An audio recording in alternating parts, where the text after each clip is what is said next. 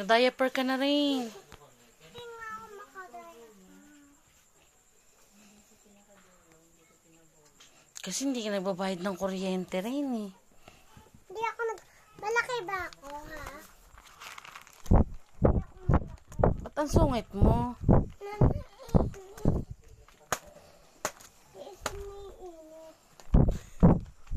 Tiisin natin yung init. Ang init-init. Pag ako dito na dengue eh. Kaya nga nagsinding katol, di ba? Ang arte mo.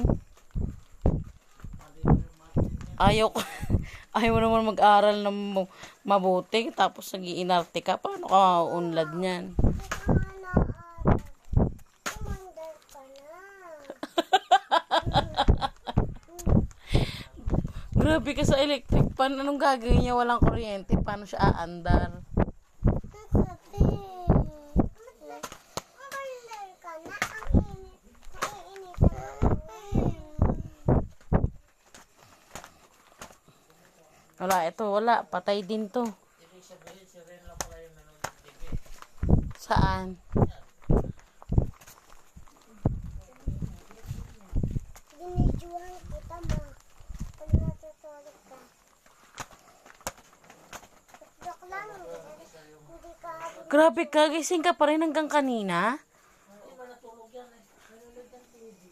Grabe tong batang to. Nakatulog na ako. Ginising. Ikala ko naman nagising siya kasi walang ilaw.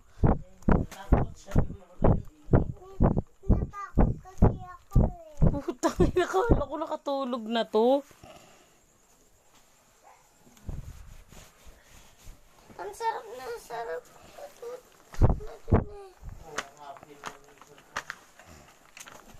Paypayan mo kaya si Ate. Magpapaypayak ng sarili ko. O, ito na nga po, madam. Pinapaypayan ko na nga po, di ba? Eh bakit hindi ko narinig yung paypay? Ba't kailangan pang marinig para paypayan? Ang sungit-sungit naman itong payatot na to. Liit naman, sungit-sungit. Kuya naman. Unano naman. Matangkad siya, te. Unano yan. Baka nga ikaw unano, eh. Ba't ako unano? O, sige na, hindi ka na unano.